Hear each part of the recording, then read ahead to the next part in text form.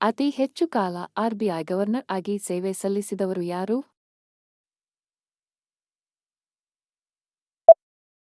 Sir Benagal Ramarao. Sir Benagal Ramarao ಅವರು ಯಾವಾಗ RBI governor ಆಗಿ ಸೇವೆ ಸಲ್ಲಿಸಿದರು?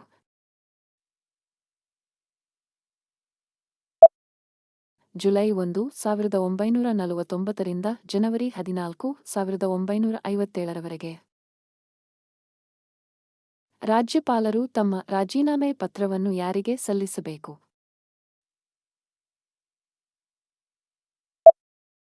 ಭಾರತದ ರಾಷ್ಟ್ರಪತಿ.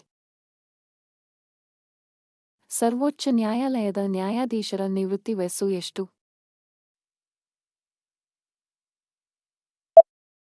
65 ವರ್ಷಗಳು. ಕೇಂದ್ರ ಲೋಕಸೇವಾ ಆಯೋಗದ ಅಧ್ಯಕ್ಷರು ಮತ್ತು ಸದಸ್ಯರನ್ನು ಯಾರು ನೇಮಕ ಮಾಡುತ್ತಾರೆ?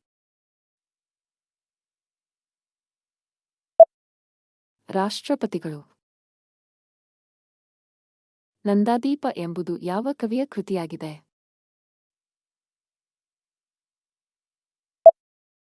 ಮಂಜೇಶ್ವರ ಗೋವಿಂದ ಪೈ. ರಾಜೀವ್ ಗಾಂಧಿಯವರ ನಂತರ ಭಾರತದ ಪ್ರಧಾನಿಯಾಗಿ ಆರಿಸಿ ಬಂದವರು ಯಾರು? ವಿಶ್ವನಾಥ ಪ್ರತಾಪ್ ಸಿಂಗ್. ಪ್ಲಾಸಿ ಕದನದಲ್ಲಿ ಇಂಗ್ಲಿಷ್ ಸೇನೆಯ ನಾಯಕರಾಗಿದ್ದವರು ಯಾರು?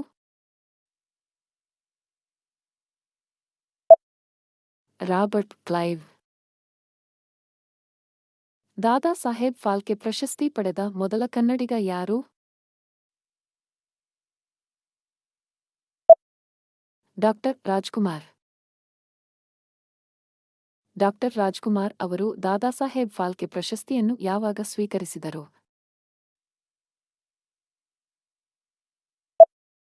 1995.